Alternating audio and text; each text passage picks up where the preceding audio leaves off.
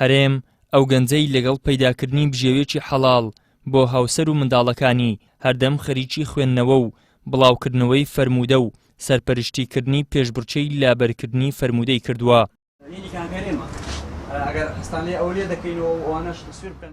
چوین بۆ ئەو دوکانەی هەرێم ماوەی 7 ساڵی تەمەنی خۆی لەو شوێنە بەسەر برد لە شوێنی مانەوەی لە دوکانەکەدا.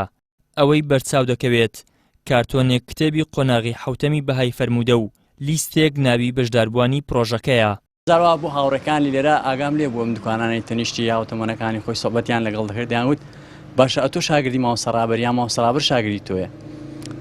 دەیگوت تاختان نەبێ ئێمە پێکهاتووین لەسەر بابەتانە گرفتی ئەوانەمان نییە.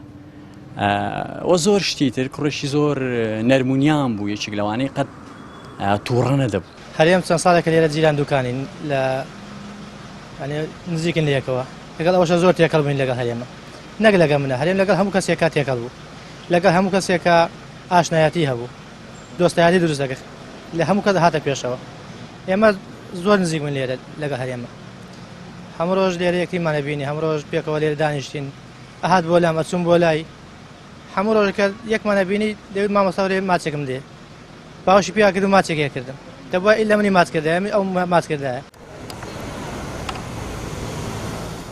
چوینە بەردەم ماڵی هەرێم و لە دەرگای دراوسێکەیانماندا پرسیارمان لێی لەبارەی هەرێم و دراوسێتیەوە لێی کرد. ئەو بەدڵێکی پڕەوە وتی دوای خێرزان و دایک و باوکی هەرێم لە ئێمە ڕۆیشت. کاکەرێم کوڕی ئێمە بوو لە کوڕمان چاتر بوو هەر نەوعی نەبوو بۆ چاچی هەندە بە شەرم و بە حەیا بەعادە بوو کوڕی وا هەر نەبوو لەم منتیقەیە بەخوا کوڕی خۆم بۆ بڕاکە هەرەوەندەم سوود لێ بووە کلێ چاک بوو هەر لە ئێمە ڕۆی دەمێ هەمووی وەک شێوەی کاکەرێم بگەڕێنەوە بۆ دینەکەی خۆیان وەک وی بە دین و ئیسلام بن و بڕێک و پێک بوون و لەسەر خۆ بن. کاکەرێم تقریبا 2 ساڵ 3 ساڵە جیرانمانە کوڕێکی یەتابنێ ڕێک و پێکە لە خواترز بوو بە دین بوو نوێشکەر بوو بەڕاستی کاکەرێم کوڕێکی گەلێ چاک بوو زەڕی نەبوو بۆ کەس هاتچۆی مزگەوتێ کرد جیرانەتی خۆش بوو ڕووی خۆش بوو هەموو شتێکی ینی کوڕێکی گەلێ چاک بوو. دوایە ئەوە کاکەرێم بە فەرموودەکانی پێغەمبەر صلی الله علیه وسلم خەریک بوو بڵایانیان کردەوە کوڕێ گەلێ چاک بوو.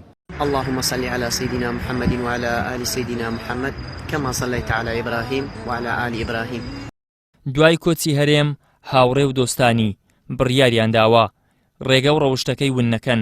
بەو هۆیشەوە هەر یەک لە ناوەندەکانی کۆیە و زانکۆ و پەیمانگەکانی سلێمانی بڕیاریان داوە لەم نزیکانە فێرگەیەکی تایبەت بە ناوی فێرگەی هەرێم بۆ زانستی فکری ئیسلامی و خێوەتگەیەکی تایبەت بە فکری هەرێم بکرێتەوە.